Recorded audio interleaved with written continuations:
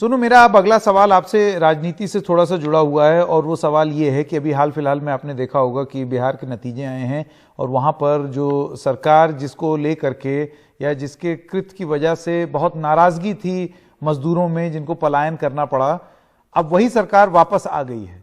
मैं आपसे जानना चाहता हूं, क्योंकि इन मजदूरों को आपने घर पहुंचाया और आपने शायद इनकी दुख भरी दास्तान सुनी भी होगी, कितना रोष था इनके मन में सरकार के खिलाफ, फिर भी उसी सरकार को मत दे दिया।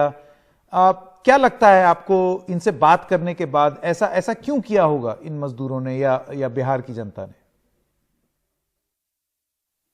बिल्कुल संकेत, मुझे लगता है ना, एक शब्द है उम्मीद, जो हमारे भारतीय जितने हमारे लोग हैं यहाँ पे, उनके कहीं ना कहीं खून में बसी है उम्मीद।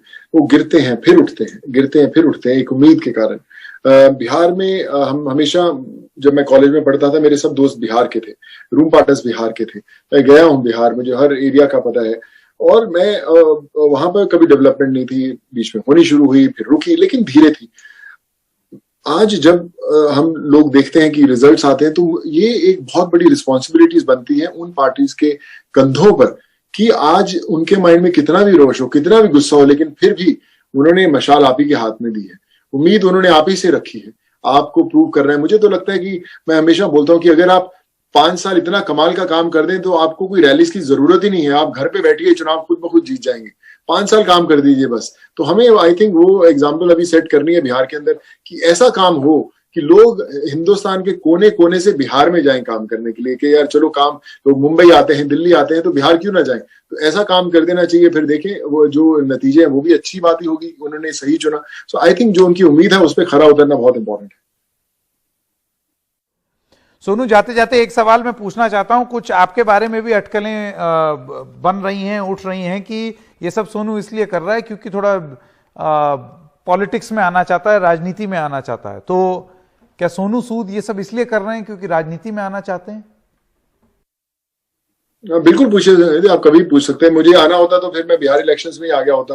वो लोग बहुत बोल रहे थे कि ये जितना लोगों को भेज रहा है बिहार यूपी वालों को, शायद बिहार इलेक्शंस की तैयारी हो रही है।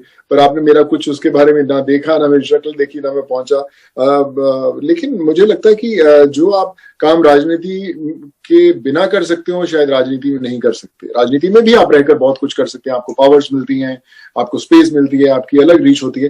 पर फिर भी कई बार ऐसा होता है कि आप अगर किसी पार्टी से जुड़े हुए हैं, फिर बहुत चीजें पूछ के जाना पड़ेगा कि मैं कर सकता हूं या नहीं कर सकता हूं।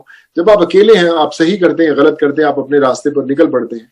आप इमेजिन करते कि अगर मैं किसी न किसी पार्टी के साथ जुड़ा होता तो क्या मेरी हिम्मत होती कि मैं इतने लोगों को बसों से भेज सकता या मैं उनको घरों में भेज सकता। तो मैं अकेला था, सही था या गलत था, लेकिन खुद से पूछता था, खुद की जवाब मानता था और खुद ही निकल पड़ता था। तो अभी तो मुझे कोई रुचि नहीं है, क्योंकि एज एन एक्टर जिंदगी में बहुत सफर है जो तय करना है। पता नहीं आज से 5, 10 साल, 15 साल बाद जो विधि में लिखा होगा उस हिसाब से पहुंच जाऊंगा।